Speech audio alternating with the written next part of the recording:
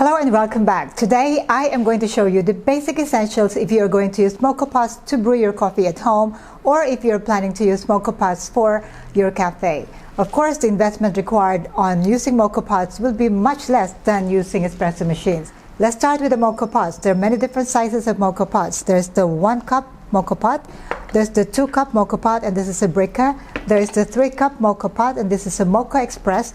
And there is also 4 cup Moka Pot, which is in this case a Brikka. Now there are many more different sizes. Choose what is best for you. If you haven't yet seen my video tutorial on Moka Pot 101, please do check it out. Now let's take a look at what other gadgets do you need if you're going to use Moka Pot to brew your coffee. First, we need the Moka Pots, as I have mentioned earlier. You need the stove top, which can be electric or even a gas burner, and also a coffee scoop.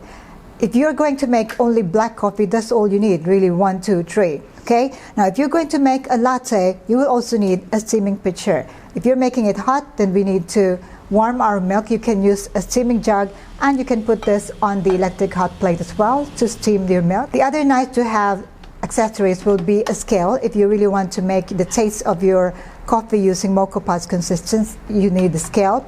We also need a milk frother. This is if you'd like to make a latte or cappuccino. And also I would suggest that you have a coffee filter. Do you really need to use this? Well, in another video clip, I am going to show you the difference between using a coffee filter and no coffee filter. And also you need a kettle. The kettle you need because you'd like to start with warm water that you put into your boiler in the Moka Pot. And another thing that you need, very important, is the grinder. So you can use an electric grinder, or you can use a hand grinder or manual grinder. But it's very important that you have your own grinder. If you don't have your own grinder, you can also buy ground coffee, but the freshness of the coffee as you brew it is not the same as having them freshly ground just before you brew your coffee. So these are the basic essentials for making Moka Pot coffee.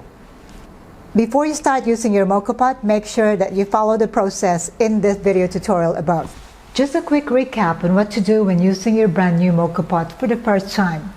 I would suggest you use the Moka Pot without coffee, just plain water.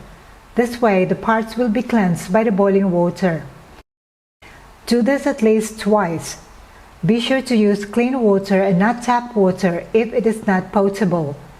You would not wish to contaminate your Moka Pot with hard, unfiltered water. Next, make your first brew using old coffee grinds if you have any. I would not recommend serving this first brew. Do this at least once. After this brew, your next brew should be perfectly fine to serve and enjoy. In my next video upload, I will be showing you how to make caramel macchiato.